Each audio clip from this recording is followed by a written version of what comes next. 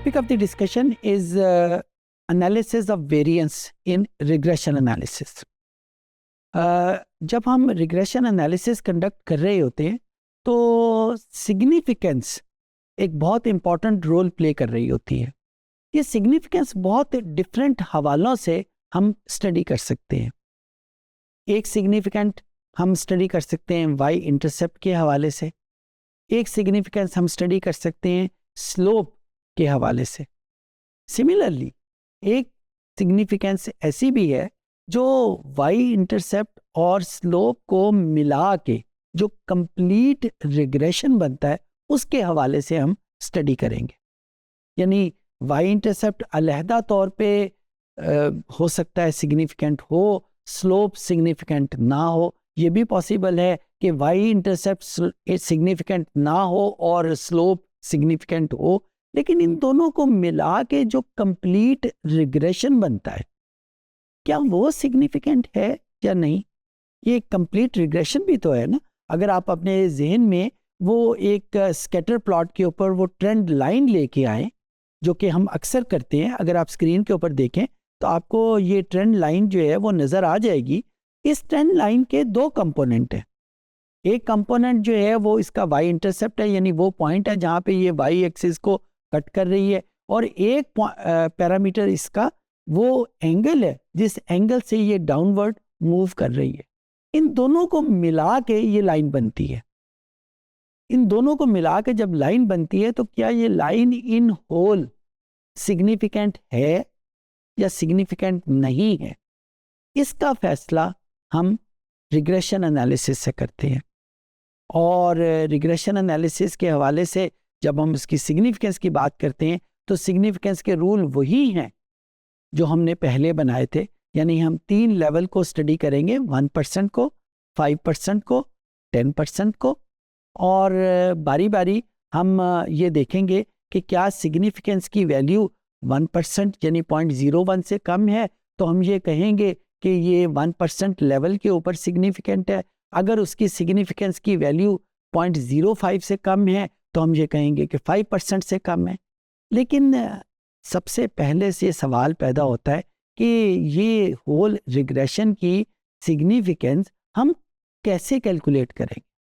Fortunately SPSS में ये हमें ऑटोमेटिकली कैलकुलेटेड हुई मिलती है. अगर आप स्क्रीन के ऊपर देखें किसी भी रिग्रेशन एनालिसिस में ये जो टेबल नंबर 3 है ये हमें उस होल रिग्रेशन की वैल्यू को बताता है. ये आपके सामने स्क्रीन के ऊपर एक रिग्रेशन एनालिसिस नज़र आ रहा है जिसमें जो डेटा फाइल यूज़ हुई है वो कार सेल की फाइल है, जिसमें डिपेंडेंट वेरिएबल फ्यूल एफिशिएंसी है, जिसमें इंडिपेंडेंट वेरिएबल हॉर्स पावर है, जिसमें इंडिपेंडेंट वेरिएबल इंजन साइज है, और मुख्तलिफ चीज़ें यहाँ पे मौजूद हैं.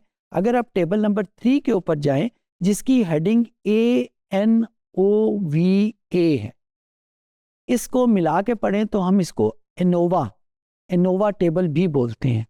ये एब्रीविएशन है, ये अंग्रेजी का कोई वर्ड नहीं है. इट स्टैंड्स फॉर AN बनता है एनालिसिस, O बनता है ऑफ, VA बनता है variance. So this is basically analysis of variance table. और ये एनालिसिस ऑफ वेरिएंस टेबल एक आम एनालिसिस ऑफ वेरिएंस टेबल नहीं है. एनालिसिस ऑफ वेरिएंस टेबल के स्टैटिस्टिक्स में और भी बहुत सारे पर्पसेस हैं. ये वेरिएंस को टेस्ट करने में काम आता है, लेकिन यहाँ पे जो analysis of variance table use हो रहा है वो रिग्रेशन के लिए एक्सक्लूसिव है. वो एक कन्वेंशनल एनोवा टेबल नहीं है, बल्कि वो रिग्रेशन के लिए एक्सक्लूसिवली कैलकुलेट हुआ टेबल है. तो यहाँ पे हम इसको पढ़ेंगे, और अगर आप इसकी वेरी फर्स्ट एंट्री देखें तो इसमें आपको रिग्रेशन का वर्ड लिखा हुआ मिल जाएगा, और इसकी वेरी लास्ट एंट्री देखें जिस कॉलम की हेडिंग सिग्निफिकेंस है तो इसकी हमें सिग्निफिकेंस की वैल्यू का भी पता चल जाएगा. तो इसकी जो मुख्तलिफ अदर पैरामीटर्स हैं, बीइंग डेटा एनालिस्ट हमें उसके कोई परवाह नहीं है. इस एनालिसिस ऑफ वेरिएंस टेबल को हम यूज़ किस लिए करना चाह रहे हैं? To find out the significance of the whole regression. So whole regression में हमें वेरी फर्स्ट एंट्री देखेंगे, सिग्निफिकेंस वैल्यू देखी, अगर ये 0.05 से कम है तो हम ये कहेंगे कि whole regression is significant at 5%। अगर ये वैल्यू 0.01 से कम है तो हम ये कहेंगे कि whole regression is significant at 1%। And अगर ये वैल्यू 0.1 से कम है तो हम ये कहेंगे कि the whole regression is significant at 10%। तो ये वैल्यू जो इस वक्त आपको स्क्रीन पे नज़र आ रही है, ये वैल्यू क्योंकि 0 है, ये इन तीनों से कम है, तो हम ये कहेंगे कि इस पर्टिकुलर रिग्रेशन में वाई इंटरसेप्ट भी सिग्निफिकेंट है, इस रिग्रेशन में स्लोप भी इंटरसेप्ट सिग्निफिकेंट है, और इन दोनों से मिल के बनने वाली रिग्रेशन लाइन ये भी सिग्निफिकेंट है। तो इस तरीके से हम इस एनोवा टेबल को स्टडी करेंगे। अच्छा, शायद आपके जहन में ये आ रहा हो कि ये तो हमेशा ही ऐसा केस होगा। ऐसा केस नहीं है। बहुत सारे केसेस में वाई इंटरसेप्ट और स्लोप दोनों सिग्निफिकेंट नहीं होते, लेकिन regression as a whole significant होता है।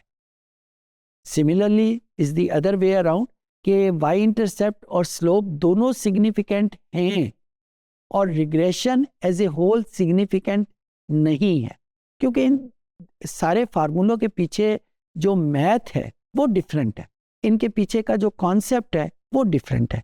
ये इन दोनों को मिला के रिग्रेशन बनता ज़रूर है, लेकिन इन दोनों की नेचर डिफरेंट है, लिहाजा इन दोनों को अलहदा तौर पे स्टडी करना बहुत ज़रूरी है। हमने इनकी सिग्निफिकेंस अलहदा तौर पे स्टडी करनी है, वाई इंटरसेप्ट की अलहदा, स्लोप की अलहदा और रिग्रेशन की अलहदा।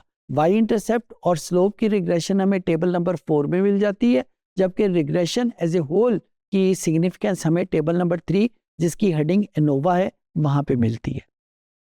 I hope I could make my self understood.